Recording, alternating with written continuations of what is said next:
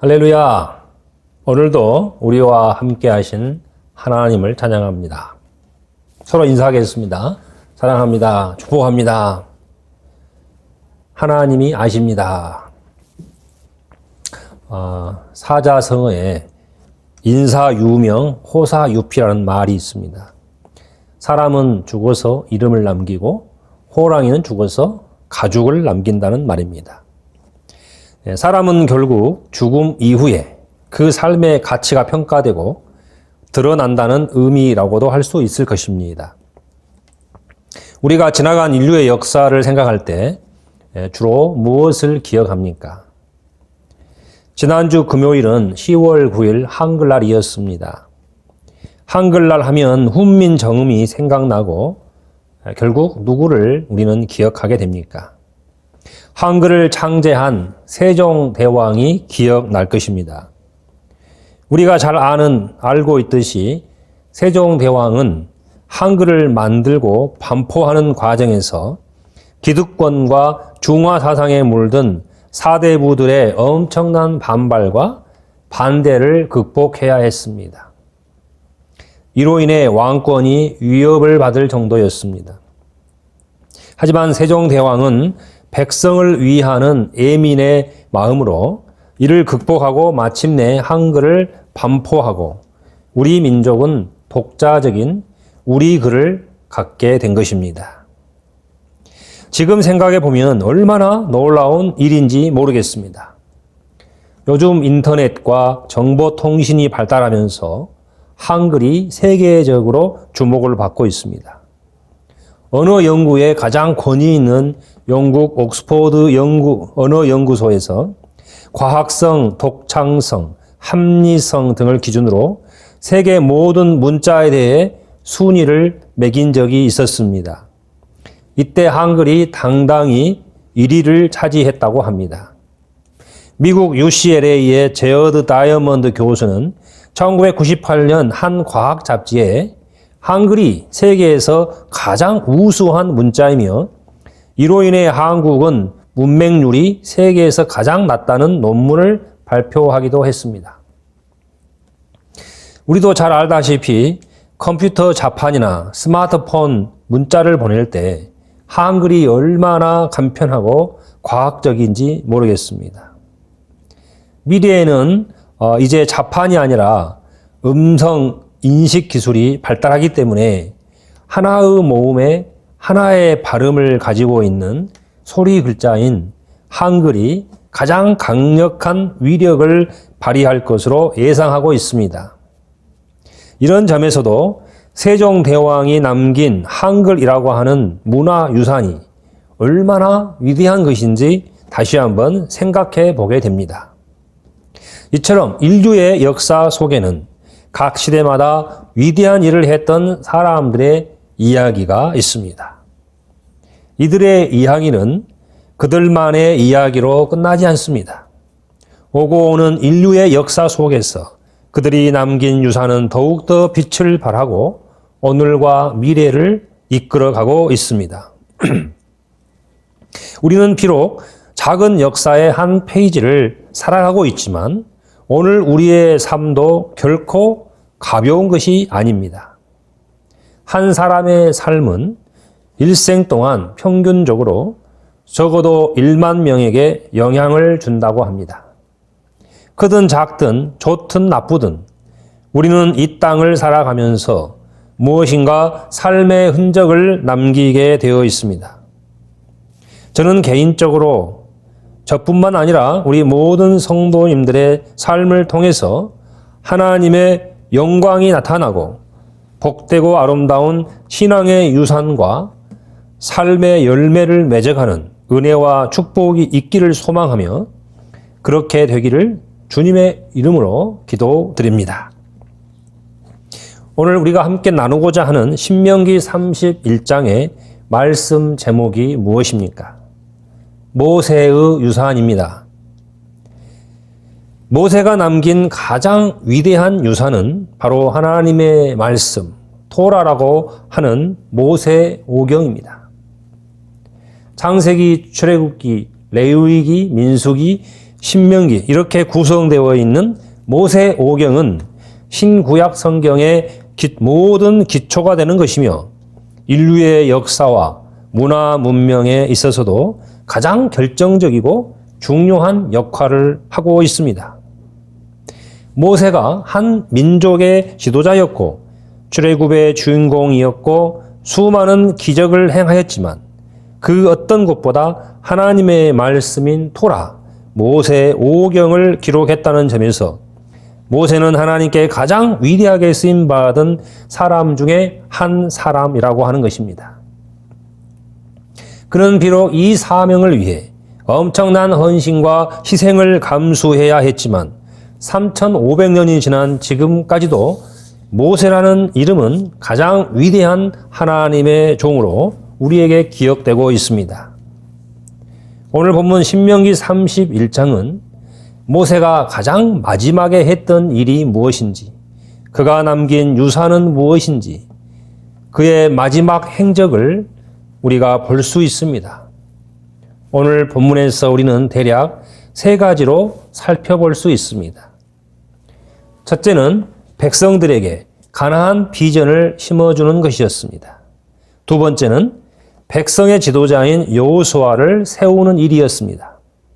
그리고 마지막 3번째는 하나님의 말씀인 율법을 후손들에게 전하는 일이었습니다. 첫째로 백성들에게 가나안 비전을 심어주는 모세입니다. 우리 함께 1절과 2절을 읽어보겠습니다. 또 모세가 가서 온 이스라엘에게 이 말씀을 전하여 그들에게 이르되 이제 내 나이 120세라 내가 더 이상 출입하지 못하겠고 여호와께서도 내게 이르시기를 너는 이 요단을 건너지 못하리라 하셨느니라. 모세는 이제 120세가 되었습니다.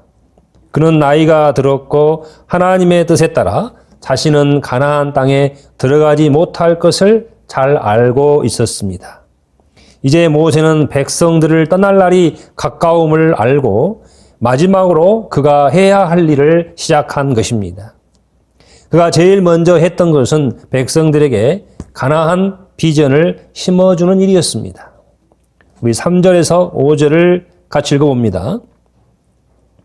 여호와께서 이미 말씀하신 것과 같이 내 하나님 여호와께서 너보다 먼저 건너가사 이 민족들을 내 앞에서 멸하시고 내가 그 땅을 차지하게 할 것이며 여호수아는 내 앞에서 건너갈지라. 또한 여호와께서 이미 멸하신 아모리 왕 시혼과 옥과 및 그 땅에 행하신 것과 같이 그들에게도 행하실 것이라.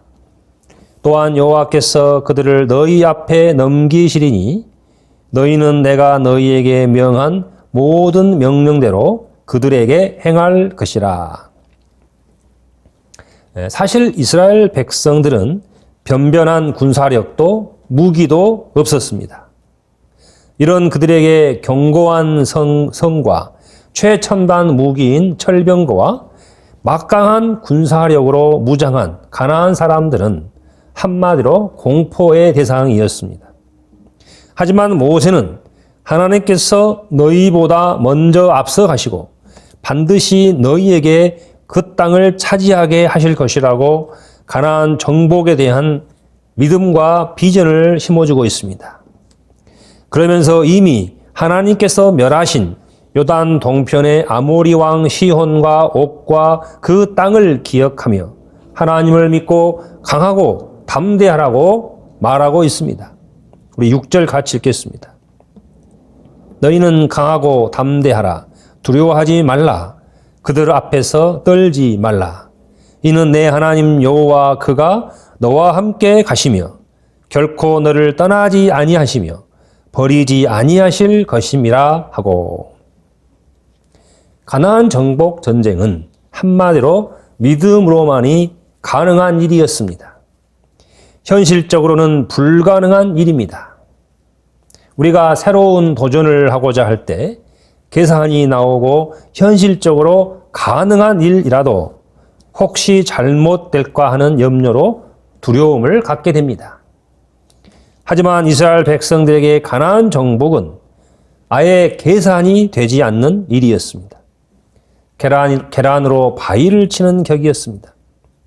하지만 하나님께서 하고자 하시기 때문에, 그리고 이것은 하나님의 절대적인 뜻이었기 때문에 반드시 이루어질 수밖에 없는 하나님의 비전이었다고 하는 것입니다.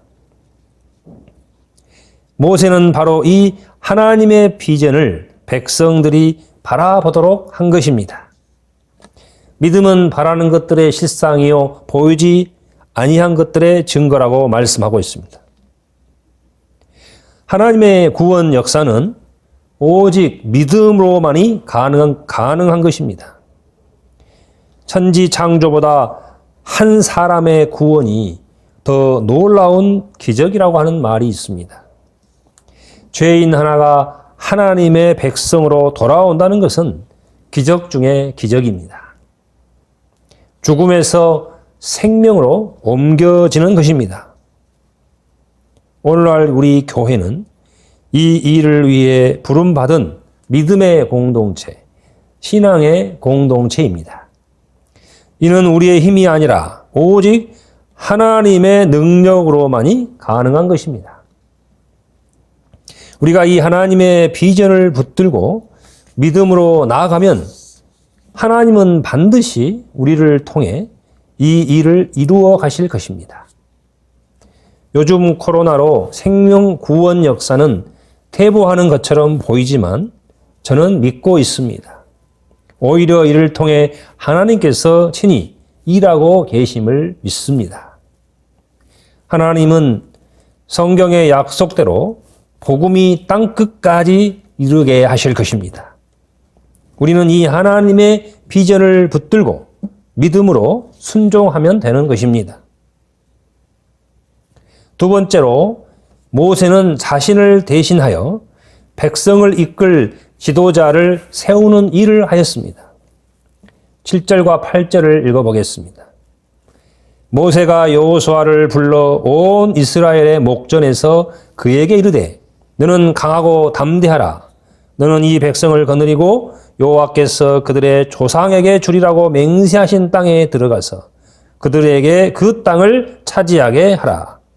그리하면 여호와 그가 내 앞에서 가시며 너와 함께 하사 너를 떠나지 아니하시며 버리지 아니하시리니 너는 두려워하지 말라. 놀라지 말라.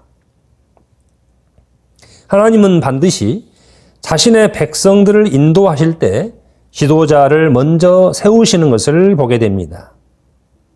하나님은 이스라엘을 애굽에서 인도하시기 위해 모세를 먼저 세우셨습니다.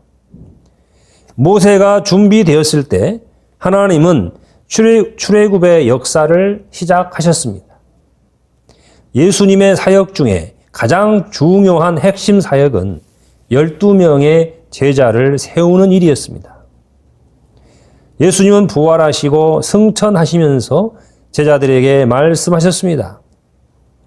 하늘과 땅의 모든 권세를 내게 주셨으니 그러므로 너희는 가서 모든 족속을 제자로 삼아 아버지와 아들과 성령의 이름으로 세례를 베풀고 내가 너희에게 분부한 모든 것을 가르쳐 지키게 하라. 볼지어다 내가 세상 끝날까지 너희와 항상 함께 있으리라. 이렇게 마태복음은 끝이 나고 있습니다. 저는 지난주 금요일 쉬는 날이라 집사람과 함께 오랜만에 무등산에 있는 헬몬 수양관 기도 동산에 갔습니다. 대학 시절에 추억이 있던 곳입니다. 여전히 그곳에는 산에서 기도하는 사람들이 많았습니다. 저는 그곳에서 오늘 말씀을 묵상하면서 내가 남길 수 있는 유산은 무엇일까 생각해 보았습니다. 집사람과 대화하면서 신앙 1세대의 어려움이 무엇인지도 생각해 보았습니다. 신앙 1세대는 자신이 가장 먼저 믿었다고 하는 것입니다. 이러한 신앙 1세대의 어려움이 무엇일까요? 죄악된 옛 본성이 강하기 때문에 그 죄악된 본성을 대한 죄에 대한 관성 때문에 끊임없는 영적 싸움과 내적 갈등이 많다는 것입니다. 기도 후원자의 부족이나 영적 자원의 빈약함 등 여러 가지를 생각해 보았습니다. 하지만 신앙 1세대의 축복이 무엇인지도 생각해 보았습니다.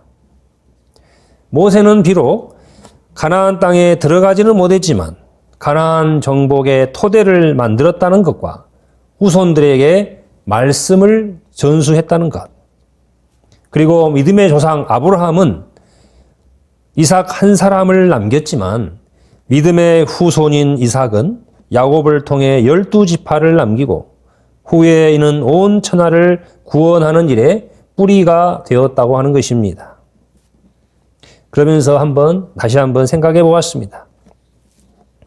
저는 많이 부족한 사람이고 많은 열매를 기대하지도 못하지만 다음 세대에게 영적인 토대와 기초를 마련해 주는 일은 할 수 있지 않을까 하는 소망을 갖게 되었습니다. 우리의 자녀들과 다음 세대에게 믿음의 유산을 남기는 일입니다. 우리 교회는 이제 14주년을 앞두고 있습니다. 10월 21일이 우리 교회가 세워진 날입니다. 우리 교회는 지금 가장 어려운 시기이지만 그럼에도 불구하고 분명한 방향이 있습니다. 다음 세대인 여호수아를 세우는 일입니다. 우리 교회 주일학교는 비록 적은 수이지만 소망이 있습니다. 너무나 순수하고 말씀과 하나님을 사랑하는 마음이 있습니다. 하나님께서 은혜를 주심으로 우리 교회를 통해 세워지는 다음 세대들이 이 시대를 영적으로 리더하고 섬기는 위대한 하나님의 종들로 성장하길 기도합니다. 우리는 이 일에 더욱 마음을 들이고 최선을 다해야 할 줄로 믿습니다. 마지막으로 하나님의 율법을 후손들에게 전수한 모세입니다. 우리 함께 9절로 13절을 읽어보겠습니다. 또 모세가 이 율법을 써서 여호와의 언약궤를 메는 레위 자손 제사장들과 이스라엘 모든 장로에게 주고 모세가 그들에게 명령하여 이르기를 매 7년 끝해 곧 면제년의 초막절에 온 이스라엘이 내 하나님 여호와 앞 그가 택하신 곳에 모일 때에 이 율법을 낭독하여 온 이스라엘에게 듣게 할지니 곧 백성의 남녀와 어린이와 내 성읍 안에 거류하는 타국인을 모으고 그들에게 듣고 배우고 내 하나님 여호와를 경외하며 이 율법의 모든 말씀을 지켜 행하게 하고 또 너희가 요단을 건너가서 차지할 땅에 거주할 동안에 이 말씀을 알지 못하는 그들의 자녀에게 듣고 내 하나님 여호와 경외하기를 배우게 할지니라. 모세는 율법을 기록하여 언약궤를 메는 레위 자손 제사장들과 이스라엘 모든 장로들에게 주었습니다. 이들은 성경을 가르치는 교사들이었습니다. 그리고 명하여 매 7년 끝 면제년 초막절에 모든 백성들에게 이 율법을 낭독하라고 하였습니다. 이 면제년은 7년에 한 번씩 돌아오는데요. 이 면제년은 빚진 자들에게 자유를 선포하는 해입니다. 하나님의 말씀은 우리에게 참 자유를 주기 위한 것임을 상징하고 있습니다. 진리를 알지니 진리가 너희를 자유케 하리라. 복음은 우리에게 참 자유를 주는 것입니다. 모세는 이스라엘 백성들이 하나님의 말씀을 듣고 배우고 행하여 하나님 경외하기를 배우게 하라고 말하고 있습니다. 기독교는 한마디로 말씀의 종교입니다. 어떤 우상이나 형상을 숭배하는 것이 아닙니다. 인격적인 하나님을 말씀을 통해 배우고 알고 교제하며 그분 안에서 참된 생명과 자유와 복을 누리는 것입니다. 우리는 말씀을 듣고 읽고 깨닫고 알아갈수록 하나님 경외하기를 배우게 됩니다. 성경에서는 백성들이 말씀을 듣지 못할 때 영적으로 부패하고 방자히 행한다고 경고하고 있습니다. 잠언 29장 18절입니다. 묵시가 없으면, 이 묵시는 이 하나님의 말씀, 계시입니다. 묵시가 없으면 백성이 방자히 행하거니와 율법을 지키는 자는 복이 있느니라. 이 방자히 행한다는 말을 현대인의 성경에서는 무질서하게 행한다 이렇게 번역을 하고, 쉬운 성경에서는 제 멋대로 날뛴다 이렇게 번역을 했습니다. 하나님의 말씀이 없으면 그 삶은 결국 무질서해지고 제 멋대로 날뛰게 된다는 것입니다. 율법을 지키는 자는 복이 있느니라. 말씀은 우리의 삶과 신앙을 가장 안전하고 건강하게 세우는 영혼의 양식과 같은 것입니다. 먹어야 사람이 사는 것처럼 매일 말씀을 먹을 때 우리의 신앙이 자라고 성장합니다. 이 좋은 계절에 더욱더 하나님의 말씀을 가까이 하고 사모하며 사랑하는 성도 되시길 주님의 이름으로 축복합니다. 이제 말씀을 마치겠습니다. 모세의 마지막 행적이 무엇입니까? 모세의 신앙 유산은 무엇이었습니까? 첫째는 백성들에게 하나님의 비전, 가나안 비전을 심어주는 것이었습니다.